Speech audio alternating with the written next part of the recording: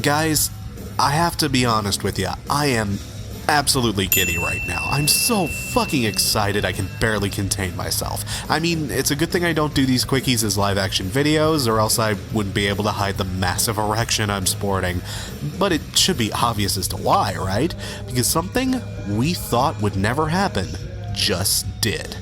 A day that's like Christmas, your birthday, and some kind of super Christmas all put together arrives on Tuesday the 30th. That's because that's the day when Failure releases their first new album in 19 years. Aren't you excited?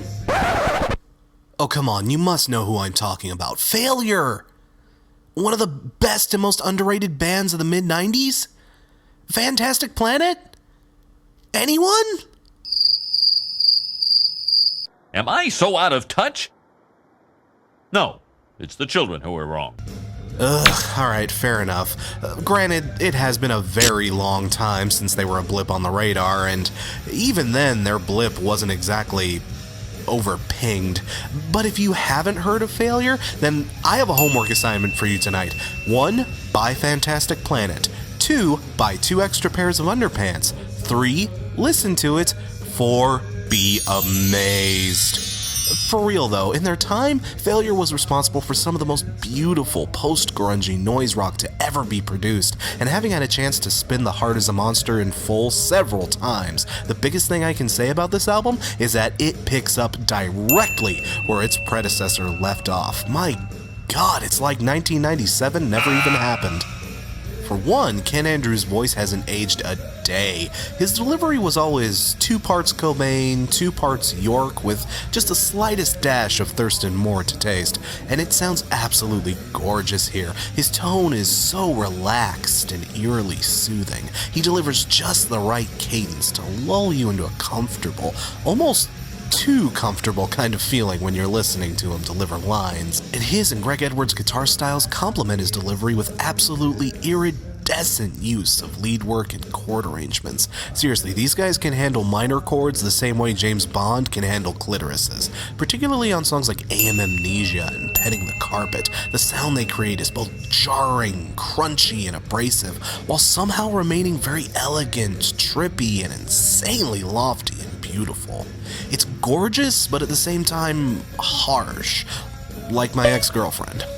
And all of this is driven home even harder by their outstanding bass work, which constantly pounds the rhythm into your head with gargantuan, monolithic line work. Seriously, the guitars and vocals here are something out of a grunge or early post-grunge album, but the bass is almost fucking metal, and I adore it.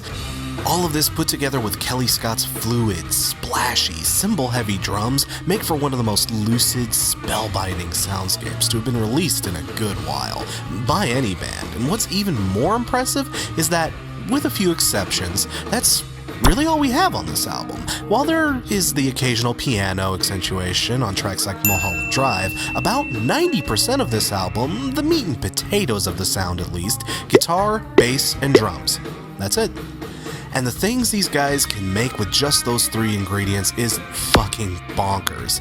And on those instances where they do bring in some programming or some keyboards, they certainly don't abuse it. Like on the previously aforementioned Mulholland Drive, somehow they take just a few small basic elements and construct a song that's like Strawberry Fields Forever making out furiously with Smells Like Teen Spirit. Though as absolutely gorgeous as this album is, it's not without a fault or two, just little bugbears and nitpicks. I wouldn't be doing my job if I didn't point things like these out. As much as I love rock music, the perfect rock album has yet to be created. If you are going to listen to this thing, I sure as hell hope you have a nice clear schedule. Christ, it's a long one. Granted, so is Fantastic Planet, but I don't know, these days a long album is a much harder sell, and this one can feel a little bit more bloated than its predecessor. I mean, for example, Fantastic Planet had these 3 little segue tracks, just to help build atmosphere. It was a nice touch there, and this album does the same thing. 6 times.